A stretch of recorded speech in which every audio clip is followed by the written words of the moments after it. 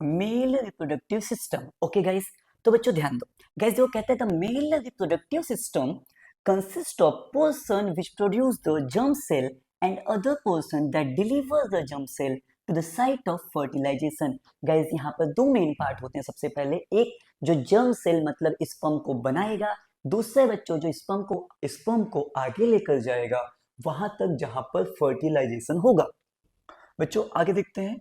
तो बच्चों कहता है कि the formation of germ cell or sperm takes place in the testis। Guys one mark question पूछे कि कहाँ बनता है, तो जो टेस्टिस है गाइस यहाँ पर जो है गाइस यहाँ पर आपका मेल जर्म सेल स्पर्म बनता है। One mark question.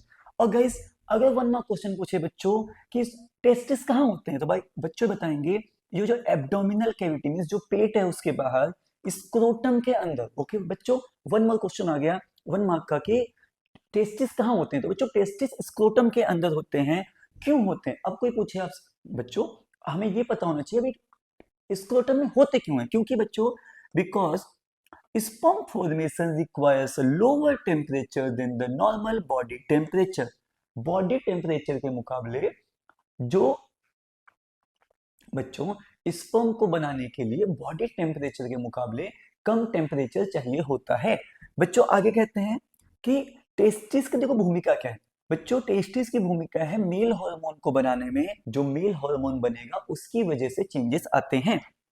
बच्चों कहते हैं the sperm formed are delivered through the vas deferens. अगर बच्चों वन मार्क क्वेश्चन है कि स्पर्म आगे कैसे जाएगा, तो बच्चों वॉस डिफरेंस से आगे जाएगा। बच्चों यहाँ पे देख सकते हैं आप, ये हमारा वॉस डिफरेंस है, ये टेस्टिस है, ये स्क्रोटम है बच्चों ना, टेस्टिस स्क्रोटम के अंदर होता है। और बच्चों ये आपका पेनिस है बच्चों, ये यूरेथ्रा है। ओके बच्चों, अब बच्चों ध्यान दो आगे। बच्चों जो वॉस डिफरेंस होता है वो जाकर मिलता है बच्चों किससे, एक ट्यूब से जो यूरिनरी ब्लैडर से आती है। बच्चों ट्यूब कहां से आती है, वो यूरिनरी ब्लैडर से जो ट्यूब आती है उससे जाकर ये मिलेगा।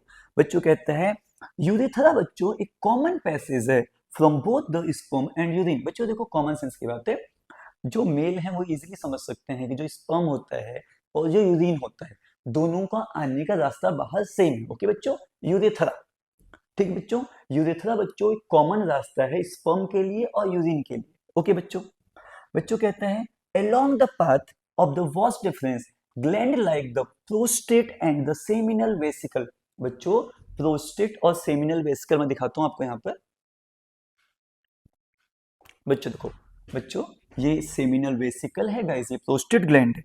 ओके बच्चों, जो क्या करते हैं जो अपना इनके अंदर जो सेक्रेशंस हैं गाइस, इनके अंदर जो भी बच्चों न्यूट्रिएंट हैं, सेक्रेशन समझो न्यूट्रिएंट समझो, बच्चों क्या करेंगे वो क्या करेंगे बच्चों अपने सिक्रेशंस को सेमिनल वेसिकल बच्चों और बच्चों सेमिनल वेसिकल और जो प्रोस्टेट है ये अपने सिक्रेशंस को गाइस उसमें ऐड कर देंगे स्पर्म में, जिससे बच्चों स्पर्म क्या हो जाएगा लिक्विड फॉर्म में अब आ जाएगा, फ्लूइड फॉर्म में आ जाएगा, जिससे बच्चों इजीली ट्रांसपोर्ट हो सकता है। और गाइस जो लिक्विड है या फ्लूइड है गाइस ये न्यूट्रिशन भी देता है। ओके बच्चों, ये स्पर्म को न्यूट्रिशन भी देगा, तभी तो स्पर्म जिंदा रहेगा, नहीं तो मर जाएगा वो। कहते हैं बच्चों स्पर्म जो होते हैं वो टाइनी होते हैं, मतलब बहुत छोटे छोटे होते हैं। और बच्चों इनमें जेनेटिक मटेरियल होता है। बच्चों जेनेटिक मटेरियल मतलब डीएनए होता है। डीएनए कहाँ है बच्चों, फादर का। जैसे बच्चों बच्चे में जो कोई बेबी है उसका डीएनए मैच का फादर से क्यों मिल जाएगा, क्योंकि जो उसकी मदर की बॉडी में स्पर्म गया था किसका था, उसके फादर का। तो बच्चों डीएनए कहाँ है, डीएनए बच्चों स्पर्म के थ्रू, बच्चों समझो स्पर्म की मदद से डीएनए जो होता है फादर का वो बच्चों में जाता है। और बच्चों इसके पास लॉन्ग टेल होती है। पूछे बच्चों जो स्पर्म की पूंछ किसमें हेल्प करती है, तो बच्चों जो स्पर्म की पूंछ है उसके मूवमेंट में, उसे गति करने में हेल्प करती है, जो कि वो फीमेल जर्म सेल तक पहुंच पाए।